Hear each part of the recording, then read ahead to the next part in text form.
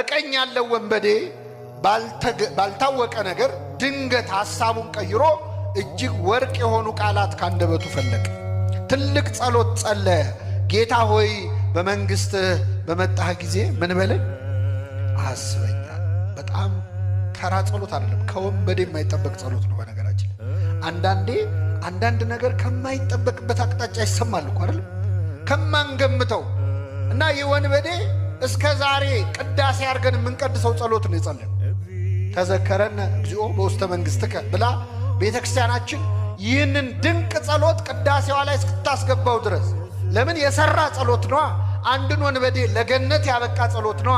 ስለዚህ ለወንበዴ ልጆቼ ይጠቅማቸዋል ብላ ቤተክርስቲያን ቅዳሴዋ ላይ እስክታስገባው ድረስ የደረሰ ድንቅ ጸሎት ጸለየ።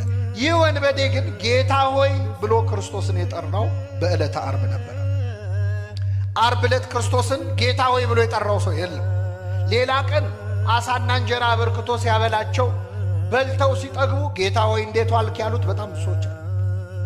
ሙት ሲያስነሳ፣ ድውይ ሲፈውስ፣ ሽባውን ሲተረትር አይተው ጌታ ሆይ ያሉት ብዙ አሉ። የደስታው ቀን ማለት የስቃዩ ቀን የመከራው ቀን ግን ዓርብ ዕለት ማን ነው ክርስቶስን ጌታ ሆይ ብሎ አክብሮ የጠራው?